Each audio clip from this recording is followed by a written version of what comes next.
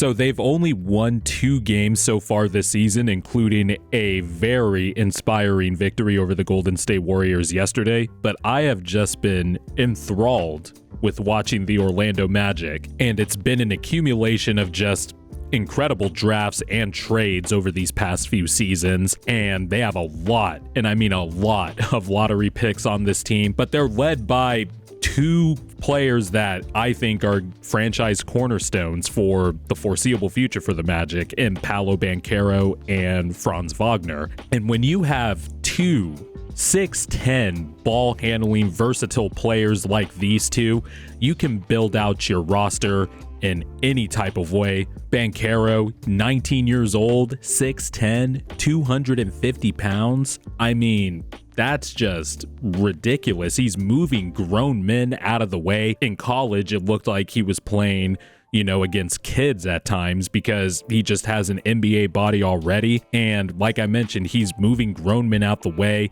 He has an incredible feel for the game, his passing. He has the footwork as a scorer. If he could just get that jump shot down more comfortably. I really can't explain how his jump shot looks. It kind of looks like a slingshot, and he shoots it kind of on the way down after he rises up. I think the mechanics need to be a little bit tighter, but you could see the shot is there. I believe in the shot, and it seems like he has a desire to be great, so I have no issues with his shot or anything, or any worries about it getting better.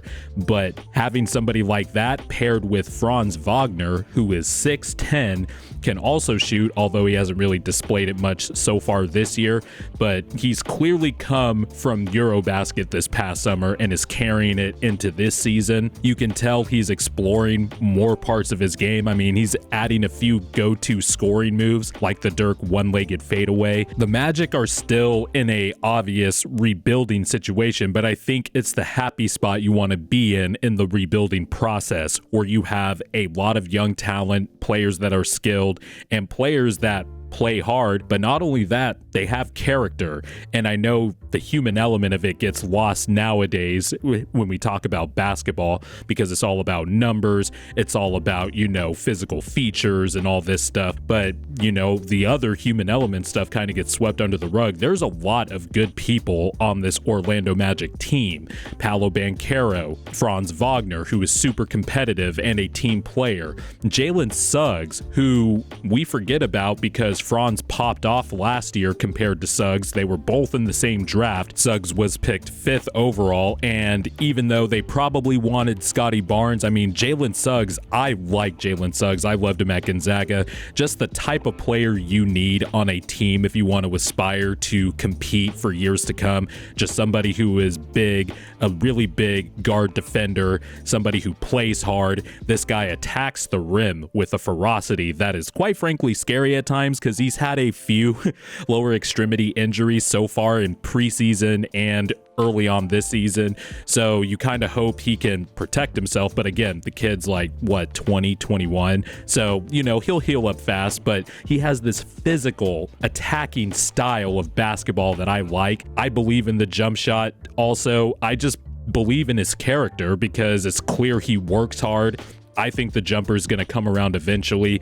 This is the type of player, the type of glue guy you want to put next to 2 franchise cornerstones. And I think he can even be more, or better yet, I should say, I think he can even be better than what his projections are, because he has the handle. He has that give a shit factor defending. I mean, despite Steph Curry cooking the Magic last night, Jalen Suggs battled, and he got some clutch defensive stops in the 4th quarter on Steph Curry, along with some big, huge threes down the stretch. And this isn't even like a flavor of the week type of thing. I mean, last year, I liked the Magic's draft. I made a video about it. I put him as one of my draft winners when they picked Franz and Jalen Suggs. And Wendell Carter Jr., another player, another former lottery pick that, was pride from Chicago, thank God, because having Jim Boylan as your coach for your first 2 years, I imagine it's not really good for your development.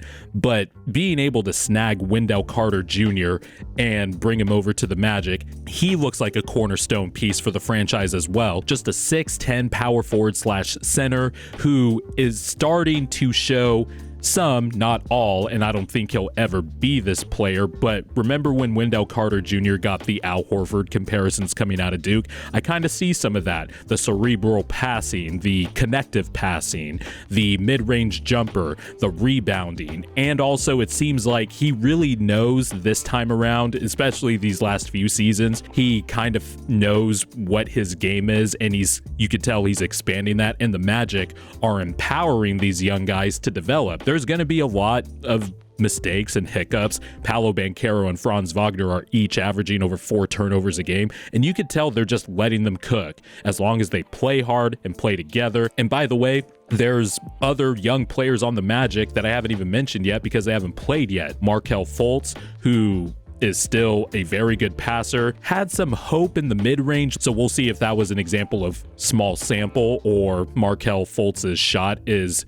starting to come around. I don't know if he'll ever be a league average 3-point shooter just because of what happened with his shoulder and, what happened in Philadelphia. Don't know if he'll ever get back to the shooting upside that we saw when he was coming out of Washington, but I mean, there is still a good player in there. The elite separation in short spaces is just still elite. Unfortunately, he broke his toe. He just can't catch a break, unfortunately. But, I mean, the Magic still clearly believe in him because they gave him that extension a few seasons back. You hope he gets back healthy. But I haven't even mentioned Markelle Fultz. Jonathan Isaac, I don't know what the Magic are going to do with Jonathan Isaac. He hasn't played in a long-ass time. But, when he did play, he did display some all-NBA defense type of potential. And now lately, he's been doing his Fox News tour. Sorry, I had to get that joke in there. And because Cole Anthony has been out the last few games, the Magic have been getting creative because they have a lot of skilled big players. They've been going with big lineups, starting Bol Bol, who I didn't even mention yet. Bol Bol is starting to have his career revived. He's finally healthy, looking like the player that he was at Oregon, where a lot of people were just enamored with his physical features, such as his wingspan, being 7'2", being able to handle like that. He looks good, man.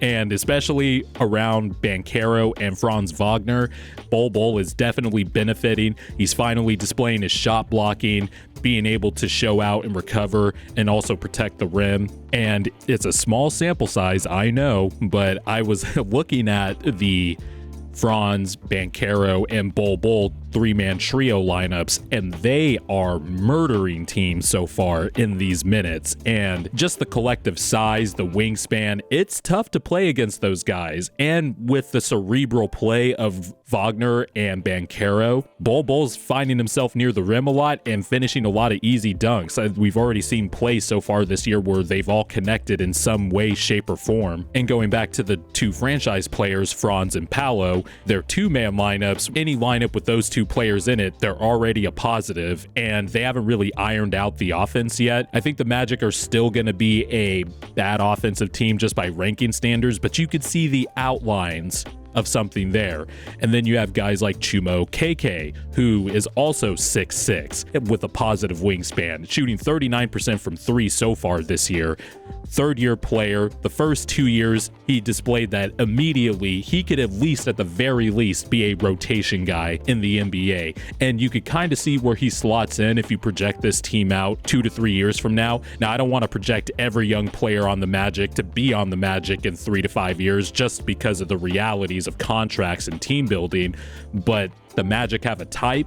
They've been building it out. I mean, Kevon Harris, the undrafted rookie, he's 6'6", he's 216, pretty big, and he had some big plays against the Warriors yesterday, including a big offensive rebound and one against Steph Curry and James Wiseman towards the end of the third quarter. Even Caleb Houston, another rookie, 6'8", making plays whenever he gets his minutes. He's had a few DMPs, but he's been normally in the rotation at least. By the way, Mo Bamba was extended over the summer, and he's been losing minutes because of Bol Bol. Bol Bol has been outplaying Mo Bamba straight up in his minutes. I'm a little all over the place, but I have been tracking the Magic and what they've been doing since they got rid of Rob Hennigan way back when, 2017? And then they hired John Hammond from the Milwaukee Bucks to be the president of basketball operations or general manager for the franchise, along with Jeff Weltman.